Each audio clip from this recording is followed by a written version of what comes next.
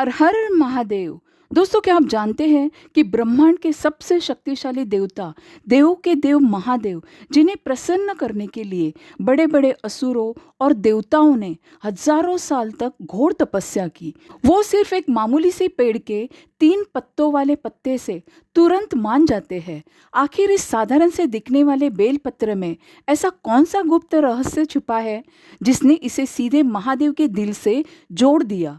ऋषियों के पुराणों में एक ऐसी खौफनाक और चमत्कारी घटना का जिक्र है, जब एक भयानक शिकारी जंगल में मौत के साये में फंसा था। उसने अनजाने में एक ऐसी भूल कर दी जिसने पाताल से लेकर कैलाश तक को हिलाकर रख दिया।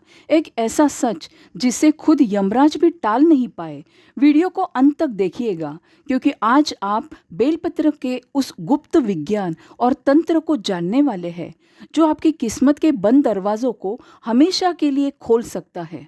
बेलपत्र की उत्पत्ति का अलौकिक रहस्य।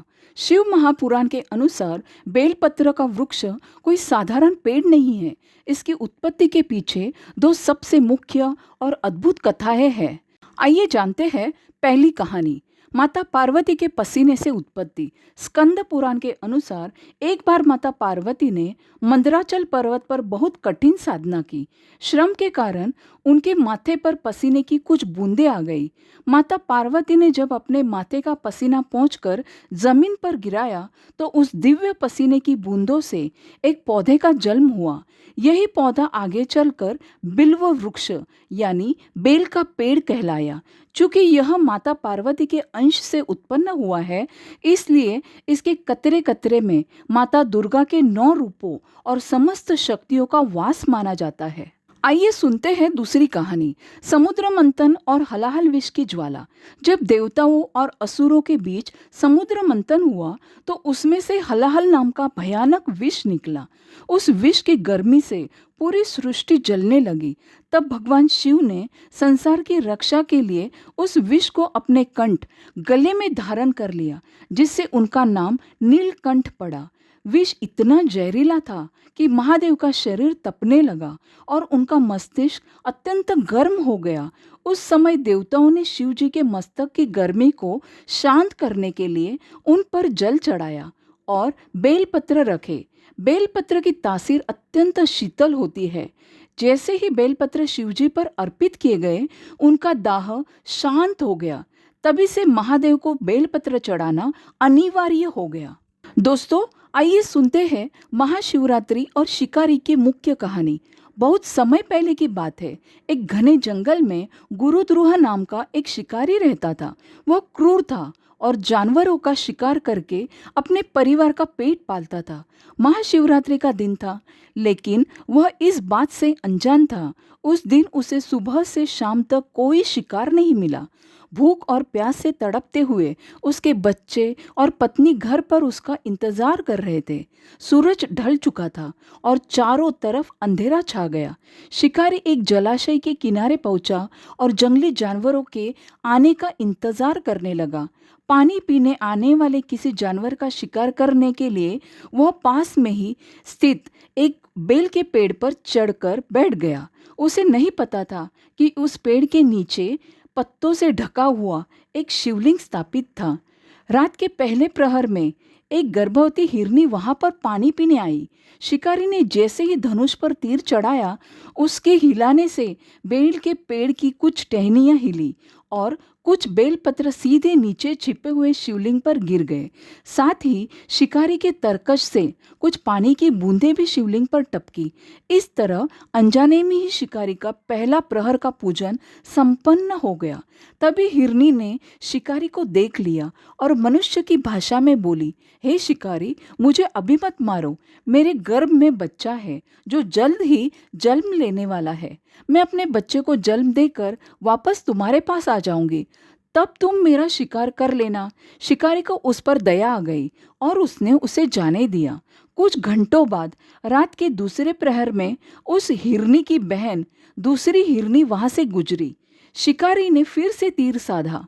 इस बार फिर पत्तों के हिलने से बेलपत्र और जल शिवलिंग पर गिरे। शिकारी का दूसरे प्रहर का व्रत और पूजन भी अनजाने में पूरा हो गया। इस हिरनी ने भी शिकारी से विनती की, मैं अपने पति की खोज में हूँ, अपने पति से मिलकर मैं तुरंत तुम्हारे पास लौट आऊंगी। शिकारी ने अचंभित होकर उसे भी जीवन दान दे दिया। रात के तीसरे प्रहर में एक कस्तूरी मृग नर हिरन अपनी पत्नियों को ढूंढता हुआ वहां आया। शिकारी ने उसे देखकर जैसे ही धनुष्य की प्रंचचा खींची, फिर से बेल के पेड़ के पत्ते टूटकर नीचे शिवलिंग पर जा गिरे। यह शिकारी के तीसरे प्रहर की पूजा थी। हिरन ने कहा, यदि तुमने मेरी पत्नियों और बच्चों को मार दिया है तो मुझे भी मार दो, और अगर वे जीवित हैं तो मुझे एक बार उनसे मिलने दो, मैं वापस आ जाऊंगा। शिकारी का दिल अब तक पूरी तरह बदल चुका था, क्योंकि 3 प्रहर की अनजाने में की गई शिव पूजा ने उसके पापों को नष्ट कर दिया था। उसने उसे भी जाने दिया। सुबह होते ही चौथे प्रहर में वह पूरा हिरन परिवार अपने वादे के अनुसार शिकारी के सामने आ खड़ा हुआ। उन जानवरों की सत्यनिष्ठा देखकर शिकारी की आंखों से आंसू आ गए। उसने धनुष नीचे फेंक दिया और शिकार न करने का संकल्प लिया।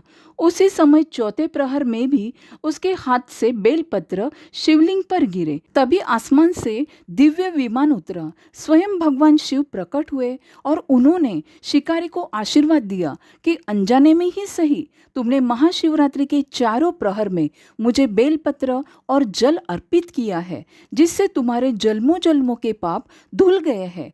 शिव जी ने उसे गुहा नाम दिया, जो आगे चलकर भगवान श्री राम के परम मित्र बने। बेलपत्र का आध्यात्मिक और वैज्ञानिक महत्व। 3 पत्तियों का गुप्त रहस्य। बेलपत्र में हमेशा 3 पत्तियां एक साथ जुड़ी होती है। शास्त्रों के अनुसार ये 3 पत्तियां निम्नलिखित बातों का प्रतीक है। त्रिशूल और त्रिनेत्र, यह शिव जी के 3 नयन और उनके अस्त्र त्रिशूल को दर्शाती है। 3 गुण, सतोगुण, रजोगुण और तमोगुण का संतुलन।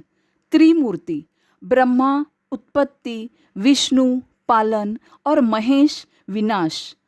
बेलपत्र चढ़ाने का सही नियम। शिवलिंग पर बेलपत्र हमेशा उल्टा चिकनी तरफ से नीचे की ओर चढ़ाया जाता है। बेलपत्र चढ़ाते समय हमेशा अंगूठे और अनामिका उंगली का प्रयोग करना चाहिए। पत्ता कहीं से भी फटा हुआ, छिद्र वाला या टूटा हुआ नहीं होना चाहिए। चतुर्थी, अष्टमी, नवमी, चतुर्दशी, अमावस्या, संक्रांति और सोमवार के दिन बेल के पत्ते नहीं तोड़ने चाहिए। यदि ज़रूरत हो तो एक दिन पहले तोड़कर रख ले, या शिवलिंग पर चढ़े हुए पत्तों को ही धोकर दोबारा चढ़ाया जा सकता है। आइए जानते हैं बेलपत्र का वैज्ञानिक महत्व। बेलपत्र में जबरदस्त औषधीय गुण होते हैं। यह वातावरण से नकारात्मक ऊर्जा और रेडिएशन को सोख लेता है, इसलिए इसे शिवलिंग पर चढ़ाया जाता है ताकि ऊर्जा का संतुलन बना रहे। आयुर्वेद में बेलपत्र का रस वात, पित्त और कफ तीनों दोषों को शांत करने के लिए रामबाण माना जाता है। तो दोस्तों, यह था महादेव के प्रिय बेलपत्र का वो अद्भुत इतिहास और रहस्य जो एक क्रूर शिकारी को भी मोक्ष की राह पर ले गया। अगली बार जब आप शिवलिंग पर बेलपत्र चढ़ाएं तो पूरे समर्पण और इन नियमों के साथ चढ़ाएं। महादेव आपकी हर मनोकामना पूरी करेंगे। अगर आपको शिवजी की यह कथा और बेलपत्र का यह रहस्य पसंद आया हो तो कमेंट में हर हर महादेव ज़रूर लिखिएगा। वीडियो को लाइक करें, अपने परिवार के साथ शेयर करें और ऐसी ही सनातन धर्म की अनसुनी कहानियों के लिए हमारे चैनल को अभी सब्सक्राइब करें। मिलते हैं अगले वीडियो में, तब तक के लिए ओम नमः शिवाय।